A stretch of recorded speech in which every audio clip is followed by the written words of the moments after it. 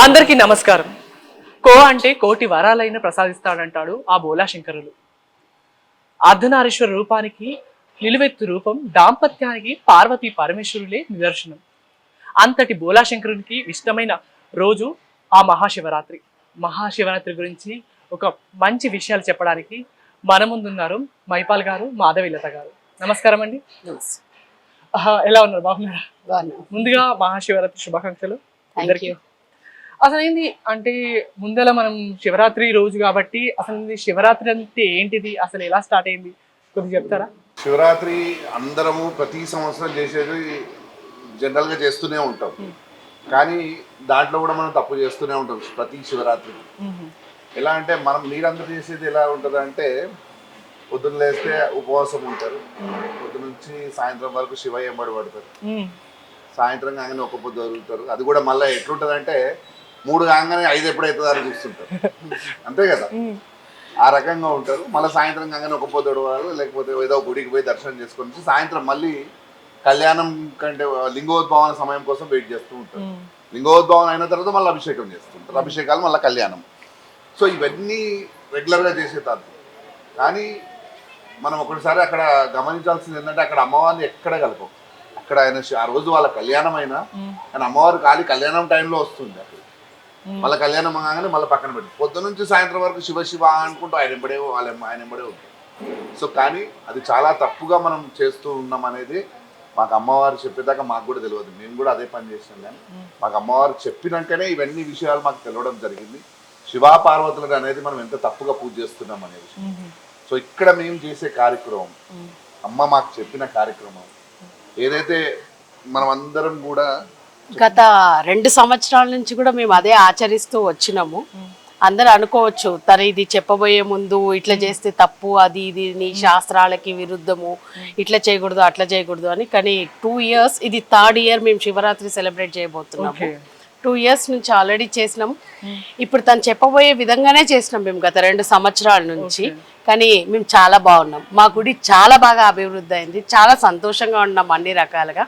కొంతమందికి చాలా డౌట్స్ వస్తుండొచ్చు, ఇట్లా చేస్తే ఇది శివరాత్రి కాదు, లింగానికి అభిషేకం చేయకపోతే అసలు ఆ రోజు శివరాత్రికి మనం పూజ చేసినట్టే కాదు అని. అన్నిటికన్నా ముఖ్యంగా ఫస్ట్ తెలుసుకోవాల్సింది ఏంది అని అంటే, అందరికీ తెలుసు కానీ మనం ఎవరు దాన్ని దృష్టిలో పెట్టుకోం. శివరాత్రి అంటేనే వాళ్ళిద్దరి కళ్యాణం. వాళ్ళిద్దరి కళ్యాణం అంటే ఏ తంతు జరిగినా ఏం జరిగినా ఇద్దరికి కలిపే జరగాలి. మనుషులము మనకే పెళ్లి జరిగితే అమ్మాయికి అబ్బాయికి సమానమైన విధి విధానాలు అన్నీ ఒకే రకంగా ఉంటాయి, రిచువల్స్ అన్నీ ఫాలో అవుతాం. అట్లాంటిది ఈ సృష్టిని సృష్టించిన ఆది దంపతుల కళ్యాణానికి ఫస్ట్ అంతా శివరాత్రి అని స్వామివారు ఒక్కరినే కొలుస్తూ ఉంటాము.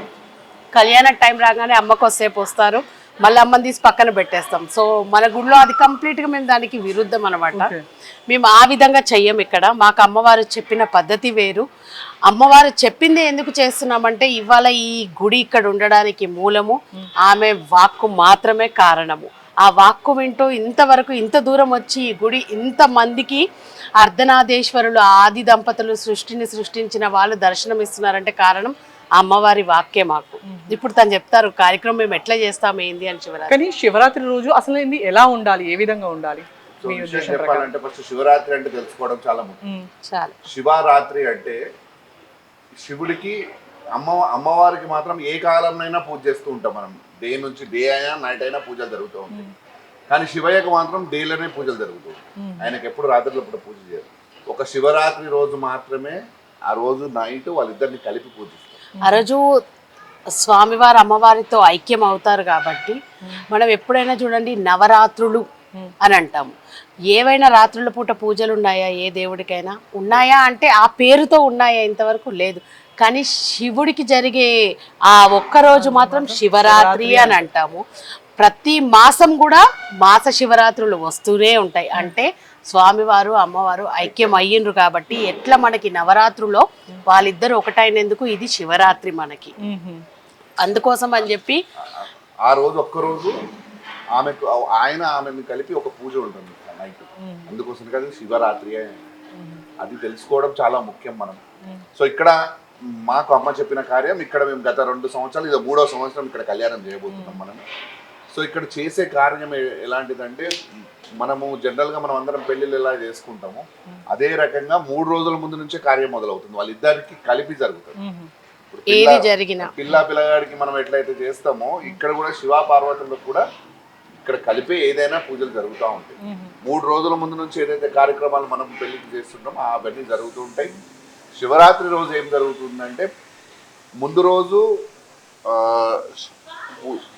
యాక్చువల్గా మన గుడిలో అయితే ఇప్పుడు మేము చేయబోయే శివరాత్రి కార్యక్రమాలు ఏంది అని అంటే 5th నుంచి 10th వరకు ఉన్నాయి మన గుడిలో కార్యక్రమాలు. 5th రోజు స్వామివారికి మామూలుగా మనకి యాగం హోమం జరుగుతుంది. స్వామివారికి ఈవినింగ్ వచ్చేసి చతుషష్ఠి షోడోపచారాలతోటి అంటే 64 కళలతోటి స్వామివారికి పూజ జరుగుతుంది. మళ్ళీ నెక్స్ట్ డే ఈవినింగ్ అమ్మవారికి జరుగుతుంది, అదే పూజ జరుగుతుంది. ఆ తర్వాత 7th 3వ రోజు 7వ తేదీ 3వ రోజు స్వామివారికి ఉపనయనం జరుగుతుంది. తర్వాత కార్యక్రమాలు ఏవైతే పెళ్లి కొడుకుని చేయడము ఇవన్నీ ఉంటాయో అవన్నీ స్వామివారికి జరుగుతాయి. అమ్మవారికి కూడా సేమ్ అదే తంతు గౌరీ పూజ చేయడం, అమ్మవారిని ఆ విగ్రహం పెట్టి అవన్నీ ఫాలో అవుతాం. ఈవినింగ్ వచ్చేసి మంగళ స్నానాలు ఉంటాయి, ఊరేగింపుకి వెళ్తాం. మొదటగా వాళ్ళిద్దరిని ఒకటి ఎదుర్కొని వాళ్ళిద్దరిని తీసుకొని ఊరేగింపుగా మొత్తం పల్లకి సేవతో జరుగుతుంది. ఆ తర్వాత మళ్ళీ మంగళ స్నానాలు ఉంటాయి ఈవినింగ్. అది అయిపోయిన తర్వాత మళ్ళీ నెక్స్ట్ డే మార్నింగ్ శివరాత్రి రోజు ఇది 8th రోజు జరిగే కార్యక్రమం ఏంటంటే పొద్దున నుంచి ఏదైతే అభిషేకం టైం మధ్యాహ్నం వరకు చేస్తామో ఆ అభిషేకం టైం వరకు మొత్తం కంప్లీట్గా వాళ్ళిద్దరిని కలిపి ఇక్కడ ఉత్సవ ముహూర్తాలకు అభిషేకాలు జరుగుతాయి. ప్రత్యేకంగా ఉంటుంది, వాళ్ళిద్దరిని విడదీసి పూజ చేయడం. ఇద్దరికి కలిపే అభిషేకాలు జరుగుతాయి, ఇద్దరికి కలిపే పూజలు జరుగుతాయి. ఇక్కడ ఏ పూజలు జరిగినా సో సాయంత్రం అందరూ కళ్యాణం ఆ రోజు వాళ్ళ కళ్యాణం అయినప్పుడు మనం ఏం చేస్తామంటే ప్రతి ఒక్కరు 12 గంటల తర్వాత కళ్యాణం చేస్తారు. మరి 12 గంటల ఆ రోజు డేటే దాటిపోతుంది, 12 to 12 చూస్తారు. శివరాత్రి ఎట్లా అవుతుంది? ఆ శివరాత్రి అనేది డేటే మారిపోతుంది. సో మనం ఆ తప్పు చేయకుండా వాళ్ళకు ముందే 8 గంటలకు ఇక్కడ కళ్యాణం మొదలవుతుంది, 10:30కు కళ్యాణం అయిపోతుంది. లింగోద్భావన సమయం కంటే ముందే వాళ్ళిద్దరిని తీసుకొచ్చి ఏకాంత సేవలో పెట్టి ఇక్కడ నుంచి అందరినీ పంపించేస్తాం. ఎవరు ఉండరు ఇక్కడ. 12 o'clock జాగరం అనేది ఉండదు అసలు. జాగరణ అంటే కూడా చెప్తాను నేను. ఇప్పుడు లింగోద్భావన సమయం గురించి తెలుసుకోవాలి, మీరు జాగరణ గురించి కూడా తెలుసుకోవాలి. లింగోద్భావన సమయం అంటే వాళ్ళిద్దరు ఏకాంత సమయము. ఆ ఏకాంత సమయాన్ని మనం ప్రతి సంవత్సరం అందరం డిస్టర్బ్ చేస్తుంటారు. లింగోద్భావన సమయం రాగానే ఏం చేస్తారు, పోతారు, అభిషేకం చేస్తుంటారు, మళ్ళా శివ శివ అని కూడా రాత్రంతా భజనలు చేస్తూ జాగరణ అని చెప్పి వాళ్ళని రాత్రంతా డిస్టర్బ్ చేస్తారు. ఆ లింగోద్భవన టైంలో అభిషేకాలు చేయడానికి కొన్ని వేలు ఖర్చు పెడుతున్నారు జనాలు. అంటే టికెట్లకి ముందుగానే అడ్వాన్స్గా బుక్ చేసుకోవడం, పాపం నిలబడలేకపోయినా లైన్లలో రాత్రి 2, 3, 4 గంటలు కూడా నిలబడి అభిషేకాలు చేయడం ఇవన్నీ జరుగుతూ ఉంటాయి. కానీ అసలైన శక్తి పొందాల్సింది మనము జస్ట్ ఒక 6 minutes మాత్రమే. ఆ పవర్ మనకి వచ్చేది కూడా శివశక్తి నుంచి. ఏదైతే సమయం మనకి 12 గంటలకి తర్వాత లింగోద్భవం జరుగుతుంది అని అంటారు. లింగోద్భవన సమయం అంటేనే వాళ్ళిద్దరి ఏకాంత సమయం. ఆ జాగరణ కూడా మనం ఏం చేయాలంటే లింగోద్భవన సమయంలో 2 అతీతమైన శక్తులు ఐక్యమైనప్పుడు ఈ సృష్టిలో ఒక అద్భుతమైన శక్తి పుడుతుంది. ఒక అద్భుతమైన లింగోద్భవన సమయంలోనే ఆ సమయంలోనే అద్భుతమైన శక్తి పుడుతుంది. మనమందరం జాగరణ చేయాల్సినది ఏంటి అంటే ఇట్లాంటి ఓపెన్ స్కైలో కూర్చొని, మగవాళ్ళైతే షర్ట్ తీసేసి, ఆడవాళ్ళైతే చీర మంచిగా వాళ్ళు సాంప్రదాయ దుస్తులతో ఆ ఓపెన్ ఏరియాలో కూర్చొని 10 నుంచి 15 నిమిషాలు ఉంటుంది అంతే లింగోద్భవన సమయం. ఆ సమయంలో అక్కడ కూర్చొని ఆ శక్తిని ఏదైతే ఉద్భవిస్తుందో ఆ శక్తిని మనం తీసుకొని ధ్యానం చేస్తూ ఆ శక్తిని తీసుకొని సైలెంట్గా ఇంటికి వెళ్ళిపోవడం. కానీ మనమందరం ఏం చేస్తామంటే ప్రతి సంవత్సరం లింగోద్భవన సమయం రాగానే అందరం కలిసి పోయి అభిషేకాలు చేసి వాళ్ళని ఎప్పటికీ కలవనీయకుండా రాత్రంతా శివ శివ అనుకుంటా భజనలు చేస్తూ డాన్సులు చేస్తూ వాళ్ళని ప్రతి సంవత్సరం వాళ్ళని డిస్టర్బ్ చేస్తూనే ఉంటాం. ఎవరము నిజంగా ఆ ధ్యానంలో ఆ తప్పు మాత్రం ఈసారి నుంచి ప్రజలకు ఎవరైతే అర్థమైన వాళ్ళు ఆ తప్పును మాత్రం చేయకూడదనేది మా ఆలయం నుంచి మాకు పెద్దమ్మ తల్లి ఏదైతే చెప్పినదో అదే విషయం మేము ఇక్కడ చెప్తున్నాం. ఓకే. యాక్చువల్గా ఏంది అని అంటే జాగరణ అంటే మనందరం చాలా తప్పులు చేస్తూ ఉంటాం. ఏదో మన ఎంటర్టైన్మెంట్ కోసము చేసుకుంటాము అంతే తప్పితే నిజంగా మనం దేవుడి మీద ధ్యాస పెట్టాలంటే ఆ ఒక్క కొంచెం సేపు ఆ 5 to 10 minutes టైం చాలు మనం నిజంగా ఆ శక్తిని పొందాలి అని అంటే. ఓకే. మెయిన్ ఒక పొద్దున నుండి రాత్రి దాకా ఉపవాసం ఉంటారు, నిలారం ఉపవాసం ఉంటారు, కొంతమంది ఒక పూట తిని వాళ్ళు. వాళ్ళు ఎలా పాటించే?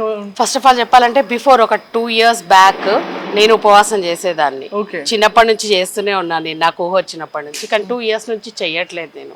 ఎందుకు? మాకు అమ్మవారు చెప్పింది ఒకటే, దేవుడు ఈ సృష్టిలో మనకి ప్రకృతి నుంచి ఇచ్చిన ప్రతిదీ మనము తినడానికే. కానీ అది ఏమైపోయింది అని అంటే మనము దేవుని హింసిస్తున్నట్టే అక్కడ. నాకు ఇది ఇయ్యు, అందుకే నేను నీకు ఏమి తినకుండా నేను ప్రార్థిస్తున్నా అని. మనం అన్ని తిని మంచిగా కడుపు నిండా తిని దృష్టి అంతా ఆయన మీద పెడితే బాగుంటుంది.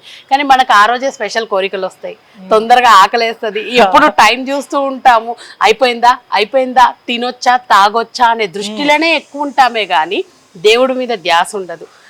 మాకు అమ్మవారు చెప్పింది ఏంది అని అంటే, దేవుడి దాకా చేరాలి అని అంటే దేవుడిని మనం అర్థం చేసుకుంటే చాలు. అర్థం చేసుకోవడం అంటే దేవుడికి కావాల్సింది నీ కడుపు కాల్చుకోను, నీ ఇంట్లో తినడానికి అన్నీ కూడా వదిలేసి ఆ పూటకి దేవుడు నీకు ఇచ్చిండు అంటేనే తినమని. ఎక్కడ కూడా దేవుడు రాసి పెట్టలేదు మనకి ఇది తినకుండా నన్ను పూజించండి అని చెప్పేసి. సో మేము అదే ఫాలో అవుతున్నాం. మన గుడిలో అయితే మేము ఎవరికి ఉపవాసం చెయ్యమని చెప్పము. మా నుంచి చెప్పేది కూడా ఒకటే, అంటే దేవుడిని అర్థం చేసుకోవాలన్నా, దేవుడిని ఆ శక్తిని పొందాలన్నా కూడా దేవుడు ఇచ్చిన దాన్ని స్వీకరించి ఆయనలో ఐక్యమయ్యి ఆయన వరకు చేరితే చాలనేదే మా ఉద్దేశం. మేము పాటిస్తున్నాము కూడా అదే. మన గుడి నుంచి చెప్పదలుచుకుంది కూడా అదే. శివరాత్రి రోజు ఉపవాసం అనే దాన్ని పెట్టుకొని మరుసటి రోజు ఎప్పుడు పొద్దునవుతుందా, సాయంత్రం ఎప్పుడు ఉపవాసం వదులుతామా అని ఎదురు చూసి మన ఆకలి గురించి ఆలోచిస్తూ ఉండే బదులు మంచి కడుపు నిండా తిని వచ్చి దేవుడి దర్శనం చేసుకొని అభిషేకం చేసుకొని సంతోషంగా ఇంటికి వెళ్తే ఆ దేవుడు మనం అడిగినే ఖచ్చితంగా ఇస్తాడని మేము నమ్ముతున్నాం. మాకు అది జరుగుతుంది మేము పాటిస్తుంటుంటే. అసలు శివరాత్రి రోజు పొద్దున దర్శనం చేసుకోవాలా శంకరుణ్ణి, లేకపోతే రాత్రియా? మేము పొద్దున సాయంత్రం అనేది ఏమి చెప్పము, ఎందుకంటే మన గుడిలో 12 తర్వాత మేము దర్శనాలు ఎవరికి ఇయ్యము. ఓకే. 11:45కి మన గుడి క్లోజ్ అయిపోతుంది నైట్. సో మేము పొద్దున ఇక్కడ 5 గంటల నుంచి అందరికి దర్శనాలు ఇస్తాము. సో మధ్యాహ్నం ఒక 1 hour బ్రేక్ ఉంటుంది క్లీనింగ్ కి, దానికి పంతులకి. సో ఆ తర్వాత మళ్ళీ ఏమంటే దర్శనాలు స్టార్ట్ అవుతాయి. దేవుణ్ణి దర్శించుకోవడానికి టైం ఎందుకండి, మేము అది ఇక్కడ పాటించము. ఎప్పుడైనా సరే మా యథావిధి కార్యక్రమం జరుగుతుంది ఇక్కడ. యథావిధిగా మేము రోజు జరిగే కార్యక్రమాలు మాకు జరుగుతాయి. అడిషనల్ గా ఏంది అని అంటే ఆ రోజు శివరాత్రి కాబట్టి 11:45 వరకు కళ్యాణము అవి ఇవి ఉంటాయి కాబట్టి ఎవరైనా సరే ఆ టైం వరకు వచ్చి అదే చెప్పిన మీకు నేను, దేవుణ్ణి దర్శించుకోవడానికి ఇక్కడ టైమింగ్ పెట్టుకున్నది మన మనుషుల కంఫర్ట్నెస్ కోసం. అది ఆ ఒక్క రోజు మాత్రమే దేవుడిని స్పెషల్ గా దర్శించుకుంటే ఏమి జరిగేది ఏమీ లేదు. వినాలనుకున్న దేవుడు ఎప్పుడైనా మన కోరికలు వింటారు, తీరుస్తారు. ఓకే. ఇప్పుడు అంటే అర్ధనారీశ్వరుని గుడిలో మనం చూస్తుంటాం, ఇక్కడ ఎక్కడైనా కానీ లింగం లేదు, లింగ రూపం అయితే లేదు, ఓన్లీ మూర్తి రూపంలోనే మనము అర్ధనారీశ్వర రూపంలోనే మనం కొలుస్తున్నాం. అంటే రీజన్ ఇక్కడ ఈ విధంగా ప్రతిష్టాపన చేయడానికి మాకు అమ్మవారు ఇచ్చిన కార్యమే ఇది, ఆదేశమే ఇది. వాళ్ళిద్దరిని కలపడమే మా ఒక కార్యము. ఈ యొక్క స్థలం దానికోసమే ఉంది అనేది, వాళ్ళిద్దరిని కలిపి ఇక్కడ పూజించాలనేది ముఖ్యమైన ఆదేశం. ఇప్పుడు లింగం అనే పాయింట్ లేదు అక్కడ. అందుకే మన గుడిలో ఎక్కడ కూడా లింగం ఉండదు, వేరు చేసినట్టే. ఈ ఒక రూపం ఉందా, ఈ రూపాన్ని మనము అర్ధనాదేశులని శివశక్తి అని పూజ చేస్తున్నాం. కానీ సృష్టిలో మొదటిగా ఒక శక్తి పుట్టిందంటారు. ఆ శక్తి మనం ముస్లిమ్స్ కానీ క్రిస్టియన్స్ కానీ ఒక శక్తి ఉన్నది, అక్కడి నుంచే మనకంత సోర్స్. ఈ వాటర్ అయినా, నీరైనా, నిప్పు అయినా, ఇదైనా సరే అక్కడి నుంచే వస్తుంది అనేది అందరికి ఉన్న భావన. ఆ ఒక్క రూపమే అది, ఆది పరాశక్తి రూపం అంటే అదే రూపం అది. ఆ రూపం కూడా ఏంటంటే ఆది అంటే శివయ్య, పరాశక్తి అంటే అమ్మ. ఈ సృష్టికి అమ్మా నాన్న అని మనం అందరం చెప్పుకుంటూ ఉంటాం ఆది పరాశక్తి అంటే. సో మనం అక్కడ ఆది పరాశక్తి అంటే మనం ఈ సృష్టికి అమ్మా నాన్న అన్నప్పుడు, ఇప్పుడు మీకైనా నాకైనా అమ్మా నాన్న ఉంటాయి, మనకి ఏదో ఒక పోలికలు వస్తూ ఉంటాయి. మరి ఈ సృష్టికి అమ్మా నాన్న అంటున్నారు, మనకి పోలికలు వస్తాయని మీరు కూడా అడగొచ్చున్నారు. సో మీరు ఒకసారి ఆ విగ్రహాన్ని మీరు గమనిస్తే ఆ ఒక్క రూపం నీలో ఉంటది, నాలో ఉంటది, తనలో ఉంటది, వాళ్ళందరిలో, ఈ సృష్టిలో పుట్టిన ప్రతి ఒక్క మనిషిలో ఆడగానే ఆ ఒక్క రూపం అలలో ఉంటుంది. ఎలా అంటే మీరు ఒక్కసారి ఆ విగ్రహాన్ని గమనిస్తే మీకు అర్థమవుతుంది. అందుకోసం కానీ అంటూ ఉంటారు, శక్తి లేనిదే శివుడు లేడు, శక్తి లేనిది ఈ సృష్టి లేదు అని చెప్తూ ఉంటారు. ఓకే. అదే నిదర్శనం ఆ శివపార్వతులని ఆ అర్ధనాదేశుల రూపంలో మనం అందరం కొలుస్తూ ఉంటాం. చాలా మంది శివయ్యకి రూపమే లేదని అంటారు. శివయ్యకి రూపమే లేకపోతే అసలు అర్ధనాదేశ్వరులు అనే దానికి రూపం లేదా? మరి అక్షరాల రూపం ఉంది శివయ్యకి. మీకు ఒక అమ్మ ఆయనలో సగభాగం అయినప్పుడు, అమ్మకు అంత చక్కటి రూపం ఉన్నప్పుడు, ఆయన సగభాగం అయినప్పుడు ఆయనకు కూడా ఒక చక్కటి రూపం ఉంటుంది. మీకు ఒక విషయం చెప్తా, శివపార్వతులు అనేటోళ్ళు గుళ్ళో ఉండరు. గుర్తుపెట్టుకో, ఈ అర్ధనాదేశ్వర రూపం గుళ్ళోనో ఇంకెక్కడో చూస్తూ ఉంటాం మనం, అది కాదు యాక్చువల్లీ. అర్ధనాదేశ్వర రూపం నీలో ఉంది, నాలో ఉంది, తనలో ఉంది, ప్రతి. ఇంకొక విషయం చెప్తాను, మనందరిలో మన తాతల ముత్తాతల నుంచి దంపతులు ఏదైతే ఉన్నారో, ఇప్పటి కొత్తగా పెళ్లి చేసుకున్న దంపతులు శివపార్వతుల తత్వంలో బతుకుతుంటాం మనం, తెలుసా? శివపార్వతుల తత్వంలోనే బతుకుతాం ఇప్పటికీ కూడా. ఇప్పుడు మనం వాళ్ళ తత్వం తెలుసుకోవాలి ఫస్ట్ థింగ్. శివపార్వతులు ఎట్లుంటారు అనేది. శివయ్య ఎలాంటి? శివయ్య చాలా బోలాశంకరుడు. ఏది అడిగినా ఇస్తాడు, మనం ఏ తప్పు చేసినా క్షమిస్తాడు, ముక్కోపి అంటుంటాడు, అంతే కదా. మరి అమ్మవారు చాలా నిష్టగా ఉంటారు, రౌద్రంగా ఉంటారు, తర్వాత కొన్ని టైంలో కోమలంగా ఉంటారు. అమ్మగారు అనుగ్రహించాలంటే చాలా కష్టము, ఆమెను ప్రసన్నం చేసుకోవాలంటే చాలా కష్టం అంటూ ఉంటారు, అంతే కదా. సో ఇక్కడ మనం తెలుసుకోవాల్సిన విషయం, మన ఇంట్లో మన అమ్మా నాన్నలను కూడా చూడాలి అట్లే. మనం చూసినప్పుడు మన నాన్న, మన ఇంట్లో మనం ఏదైనా తప్పు చేస్తే నాన్న ఏం చేస్తాడు, ఆ టైంకి కోపం వస్తుంది అమ్మని. వచ్చినా కానీ తర్వాత సరే పోనీలే అని చెప్పి వదిలేసి వెళ్ళిపోతుంది. అంటే కొంచెం బెదిరించి వెళ్ళిపోతాడు ఆయన, మనకు సర్ది చెప్పడు. మళ్ళీ అమ్మ అయితే ఫస్ట్ బెదిరిస్తుంది, తర్వాత కూర్చోబెట్టి ప్రతిదీ సంజాయించి, ఇది నువ్వు తప్పు చేస్తున్నావు, ఇది నువ్వు ఇంకొకసారి చేయవద్దు అంటే, నిన్ను సక్ర మార్గంలో పోతున్న తల్లి ఎవరో గాను మన అమ్మనే. సో ఈ తత్వం అనేది మనకు శివపార్వతుల దగ్గర నుంచి ఈ తత్వం వచ్చింది. అతను మాట అయితే ఆమె అర్థం, అంటే శివయ్య మాట ఇచ్చేస్తాడు, కానీ దానికి అర్థం ఎవరు ఇవ్వాలి? మళ్ళీ అమ్మని. సో అక్కడ మన ఇంట్లో మళ్ళీ మన అమ్మ నాన్నని తీసుకోవాలి. మన నాన్న మనకి ఏదైనా కావాలంటే, నాన్న ఇది కావాలంటే సరే చేసేస్తా అంటాడు, అంటాడా లేదా? వెనక ముందు ఆలోచించాడు, సరే చేసేస్తా అంటాడు. కానీ మళ్ళీ ఆయన ఏం చేస్తాడు, పోతూ మళ్ళీ అమ్మకి చెప్తాడు. అమ్మకి చెప్పి ఏదో కావాలంటుంటాను చూడని చెప్పి, అక్కడ అమ్మ పోయినప్పుడు ఏం చేస్తుంది అమ్మ మనకు? అది నిజంగా మనకు ఎంత అవసరం అయితే ఇస్తుంది, లేకపోతే ఇవ్వదు. సో మనకు ఇంట్లో ఏది కావాలన్నా ఒక అమ్మకే తెలుసు. ఇంట్లో అమ్మ లేకపోతే మన పరిస్థితి ఏంది? చాలా కష్టం. అంతే, ఇక్కడ సృష్టికి కూడా అమ్మ లేకపోతే చాలా కష్టం. అందుకోసమనే శక్తి లేకపోతే శివయ్య కూడా శవంతో సమానం. శక్తి లేకుండా ఆయనని పూజించదు. ఎందుకంటే చాలా మంది లింగంలో అమ్మవారు ఉంటుంది అని అంటారు. పైన లింగం స్వామివారు అయితే క్రింద ప్రాణమఠం అమ్మవారు అని అంటారు. నిజం చెప్పాలి, ఎవరికైనా సరే ఒక్కసారి ఆలోచించండి, ఎప్పుడైనా ప్రాణమఠానికి పూజ చేసిండ్రా? ఏ పంతులైనా ఒక మంత్రం చదువుతారా? మీరు కూడా చేపించుకుని ఉంటారు అభిషేకాలు ఎన్నోసార్లు, ఎప్పుడైనా చదవడం చూసిండ్రా? అమ్మా ఇది నువ్వు స్వామివారితో పాటు ఆమెకి జస్ట్ మీద పడి వెళ్ళిపోవడమే అది, కానీ అమ్మకి స్పెషల్ గా అలంకరణ ఆయనకు చేసినప్పుడు కింద ఆమెకు కూడా చేయాలి కదా, మంత్రం ఆమెకు కూడా చెప్పాలి కదా. ఎక్కడైనా చూసిండ్రా? చూడలే. అంతే, అదే మీరు అర్థం చేసుకోవాలి. ఇక్కడ ఎందుకు ఆ ఆది దంపతులు ఈ రూపంలో ఇక్కడ కొలువైనరు వాళ్ళు. మాకు కూడా ఈ కార్యంకి ముందు మేము కూడా అదే పాటించినాము, కానీ 2.5 సంవత్సరాల నుంచి వాళ్ళిద్దరిని ఈ రూపంలోనే కొలుస్తున్నాం. మేము చాలా హ్యాపీగా ఉన్నాం. మేము సార్ అసలు సృష్టి లయకారులు, సృష్టిని సృష్టించిన వాళ్ళు ఆ ఆది పరాశక్తి, ఆ మహాశివుడే అని ప్రతి ఒక్కరు అంటారు. మరి సృష్టి ఎలా మొదలైంది ఒకసారి చెప్తారు? సో ఇక్కడ మనం తెలుసుకోవాల్సిన విషయం ఏంటంటే, ఇప్పుడు వెస్టర్న్ కంట్రీస్ వాళ్ళంతానేమో January 1 అని వాళ్ళు అంటారు. మనము మన కల్చర్ ప్రకారంగానేమో ఉగాది మనకు మొదటి సంవత్సరం అంటారు. కానీ మాకు అమ్మవారు చెప్పింది ఏంటంటే, ఈ సృష్టి మొదలైంది ఇలా కళ్యాణం తర్వాత రోజు నుంచి అని చెప్పి. అది ఎలాగనేది మీకు కూడా చెప్తాను.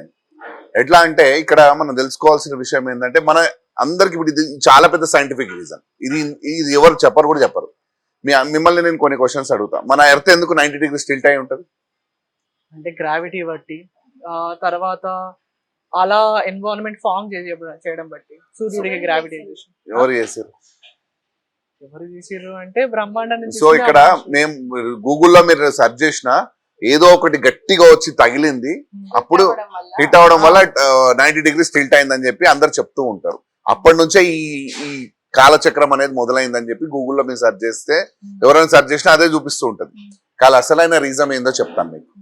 ఇక్కడ శివరాత్రి రోజు కళ్యాణం నిజంగా కేదార్నాథ్ దగ్గర రిబ్బన్ నారాయణ అనే ప్లేస్ లో వాళ్ళిద్దరి కళ్యాణం జరిగింది, శివపార్వతుల కళ్యాణం జరిగింది అక్కడ.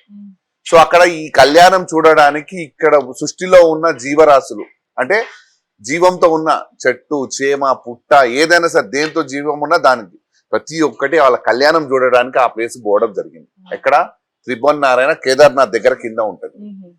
ఆ ప్లేస్ కి ఇలా కళ్యాణం చూడడానికి పోయినప్పుడు ఈ సృష్టి మొత్తం అక్కడికి పోయిన తర్వాత ఈ ఎర్త్ బ్యాలెన్స్ తప్పింది. బ్యాలెన్స్ తప్పినప్పుడు ఆ 90 degrees టిల్ట్ అయినప్పుడు ఇది బ్యాలెన్స్ తప్పినప్పుడు ఏం చేశారంటే ఋషులు చాలా పవర్ఫుల్, అప్పట్లో చాలా శక్తివంతమైన ఋషులు ఉంటారు. ఒక్క ఋషిని అక్కడి నుంచి తమిళనాడుకు పంపించారు.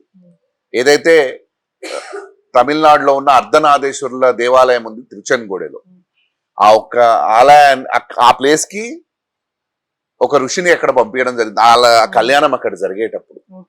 సో అక్కడ ఆ కళ్యాణం నేను చూడలేకపోతున్నా అని చెప్పి నవపాషాణాలతో వాళ్ళిద్దరి రూపం ఇలాంటి రూపము ఆయన ఇక్కడ చేయడం జరిగింది అక్కడ. అంటే నా తల్లిదండ్రుల కళ్యాణం నేను చూడలేకపోతున్నా, నేను ఇక్కడ వాళ్ళ రూపాన్ని తయారు చేసి అక్కడ ఆయన కళ్యాణం చేయడం జరిగింది వాళ్ళిద్దరికి మొదటిసారి ఒకటిగా చేసి. అది కూడా నవపాషాణాలంటే ఒక విషపూరితమైన వేర్లతోటి 9 పాషాణాలతోటి దాంతో ఒక రూపాన్ని తయారు చేయండి. పూర్వకాలంలో ఆ విగ్రహాన్ని అభిషేకం చేసిన నీళ్ళైనా లేకపోతే ఆ విగ్రహాన్ని ముట్టుకొని ఇట్లా నాలిక కట్టించుకున్నా ఎటువంటి రోగాలున్నా పోయేటి అంట. ఇప్పుడు ఆ రూపం అనేది నిరూపం అయిపోయింది, అక్కడ రూపం లేదు. ఇప్పుడు ఉత్సవ పూర్తికి అక్కడ పూజలు జరుగుతూ ఉంటాయి అక్కడ. సో అసలైన రీజన్ ఏంటంటే ఎప్పుడైతే ఈ ఎర్త్ టిల్ట్ అయిందో వీళ్ళ కళ్యాణం అప్పుడు ఆ రోజుకెళ్ళే మన సృష్టి అనేది మొదలైంది. 4 నెలలు ఎండాకాలం, 4 నెలలు వానాకాలం, ఇట్లా స్ప్రింగ్, మళ్ళీ చలికాలం. మీరు అందరూ కూడా శివరాత్రి తర్వాత నుంచి శివ అనుకుంటే చలి వెళ్ళిపోతుంది అని చెప్తుంటారు. ఎందుకు పోతుంది అనేది ఎవరికి తెలియదు.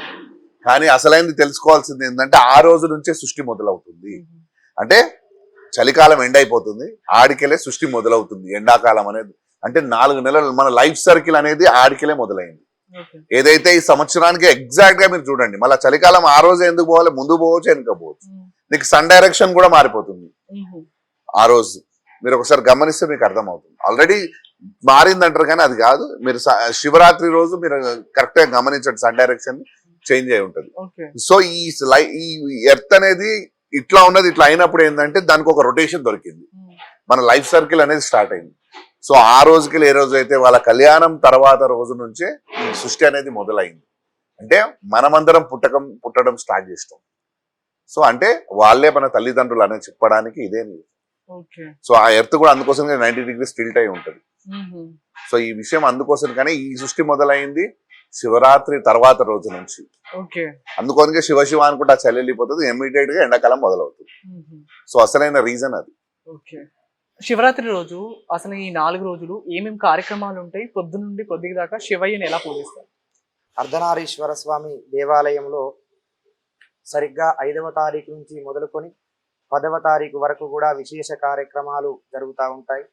అయితే 5వ తారీఖు నాడు ఉదయము 5 గంటలకు సుప్రభాత సేవ, విశేష స్వామివారి యొక్క ఆరాధన కార్యక్రమాలు నిర్వహిస్తారు. ఆ తర్వాత 8:30 గణపతి పూజ, పుణ్యాహవాచనము, అంకురార్పణము, పంచగవ్య ప్రాసన, కంకణ ధారణ, ఈ విధమైనటువంటి కార్యక్రమాలు నిర్వహించడం జరుగుతుంది. అదే విధముగా మరలా సాయంత్రం వచ్చేసి నవగ్రహ వాస్తు మండల, యోగిని మండల, క్షేత్రపాలక, సర్వతోభద్ర మండల ఆవాహన కార్యక్రమాలు, అగ్ని ప్రతిష్టాపన కార్యక్రమము, ఆ తర్వాత స్వామివారికి విశేషంగా చతుషష్ఠి ఉపచార పూజ చేయించడం జరుగుతుంది. అంటే మనము ఇప్పటి వరకు కూడా ఎక్కడైనా షోడశోపచారాలను చూస్తుంటాం. అంటే స్వామివారికి 16 రకాలైనటువంటి ఉపచారాలచే కార్యక్రమాన్ని నిర్వహిస్తారు. కానీ స్వామివారికి చతుషష్ఠి అంటే 64 రకములైనటువంటి ఉపచారాలచే కార్యక్రమాన్ని నిర్వహించడం జరుగుతుంది. ఆ తర్వాత సప్తమహాహారతులు ఇవ్వడం జరుగుతుంది. ఈ విధముగా 5వ తారీఖు నాడు కార్యక్రమాన్ని ముగించడం జరుగుతుంది. మరలా 6వ తారీఖు నాడు కూడా ఉదయమే స్వామివారికి సుప్రభాత సేవ కార్యక్రమాలు, ఆ తర్వాత విశేష ఆరాధన కార్యక్రమాలు నిర్వహిస్తారు. తర్వాత 8:30 మండపారాధనాది కార్యక్రమాలు, హోమ కార్యక్రమాలు నిర్వహించడం జరుగుతుంది. ఆ తర్వాత సాయంత్రం మరలా 5:30 వచ్చేసి స్వామివారికి అర్ధనారీశ్వర స్వామికి ఆ యొక్క లలిత మూల మంత్రాలచే హోమ కార్యక్రమము, అర్ధనారీశ్వర స్వామికి హోమ కార్యక్రమాలు నిర్వహించడం జరుగుతుంది.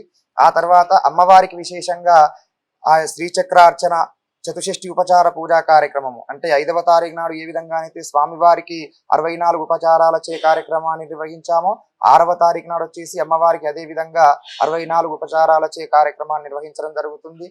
ఆ విధమైనటువంటి విశేష పూజా కార్యక్రమానంతరము సప్తమహాహారతులు, ఆ యొక్క నక్షత్ర హారతి మొదలగు సప్తమహాహారతులు ఇవ్వడం జరుగుతుంది. అదే విధముగా 7వ తారీఖు నాడు ఉదయము సుప్రభాత సేవా కార్యక్రమము, విశేష మండపారాధన కార్యక్రమము నిర్వహించడం జరుగుతుంది. ఆ తర్వాత యథావిధిగా హవన కార్యక్రమాలు వచ్చేసి స్వామివారికి మూల మంత్రాలచే హవన కార్యక్రమము నిర్వహించడం జరుగుతుంది. ఆ తర్వాత సరిగ్గా ఉదయము స్వామివారికి మరియు అమ్మవారికి అంటే కళ్యాణానికి ఏ విధమైనటువంటి క్రతువులు మనం నిర్వహిస్తామో స్వామివారికి ఉపనయన, స్నాతకము మొదలైనటువంటి కార్యక్రమాలు, అమ్మవారికి వచ్చేసి గౌరీ పూజ మొదలైనటువంటి కార్యక్రమాలు నిర్వహించడం జరుగుతుంది. మరలా సాయంత్రము 7:30 స్వామివారికి ఊరేగింపు కార్యక్రమము, పల్లకీ సేవ కార్యక్రమాన్ని నిర్వహిస్తారు. ఆ తర్వాత గంగ తెప్ప కార్యక్రమం ఉంటుంది. ఆ తర్వాత వచ్చేసి అమ్మవారికి మరియు స్వామివారికి మంగళ స్నానాది కార్యక్రమాలు నిర్వహించి ఏ విధంగానైతే మనము కళ్యాణాన్ని నిర్వహిస్తాము స్వామివారిని అమ్మవారిని, అదే విధంగా వాళ్ళిద్దరిని కూడా పెళ్లి కొడుకుని పెళ్లి కూతురు చేసేటప్పుడు క్రతువులు ఏవేవి ఉంటాయో అవన్నిటిని కూడా ఆచరించి ఆ తర్వాత నక్షత్రహారతులు ఇవ్వడం జరుగుతుంది.